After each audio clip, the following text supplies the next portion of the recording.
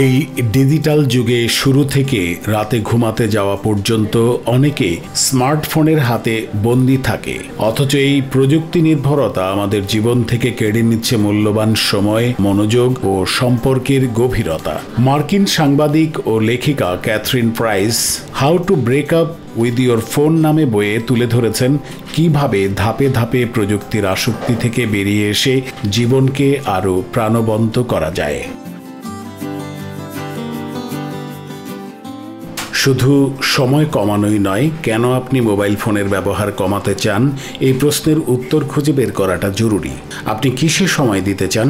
পরিবারের সঙ্গে সময় কাটানো, বই পড়া, হাঁটা বা আপনার পছন্দগুলোকে আগে ঠিক করতে হবে। একটি চিঠি লিখে আপনার মোবাইল ফোনকে ব্রেকআপ লেটার হিসেবে দিতে পারেন। এতে আপনার ক্ষোভ, কষ্ট আর আশা স্পষ্টভাবে উঠে আসবে।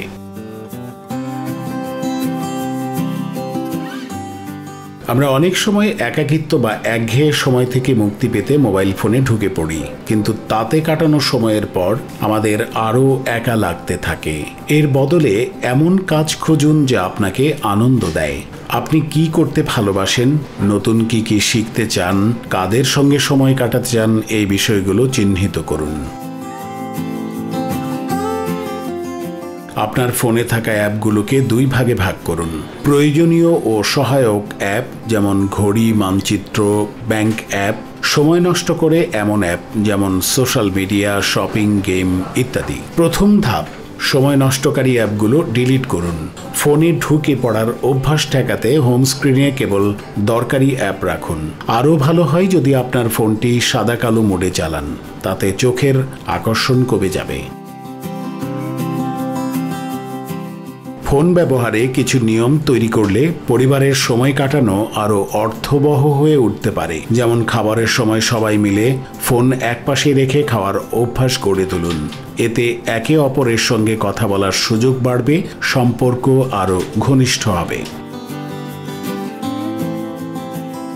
সকালে ঘুম থেকে উঠে বা রাতে ঘুমাতে যাওয়ার সময় আমরা যে মোবাইল ফোনের স্ক্রিনের দিকে তাকাই তা আমাদের মনের উপর গভীর প্রভাব ফেলে। চেষ্টা করুন মোবাইল ফোনকে শোয়ার ঘরের বাইরে রাখতে। প্রয়োজনে ঘরে আলাদা অ্যালার্ম ক্লক ব্যবহার করুন। ঘুমানোর আগে বিছানার পাশে পছন্দের বই রাখুন। আর এই ধরনের অভ্যাস গড়ে তুললে স্মার্টফোনে আসক্তি অনেকটাই কমে আসবে।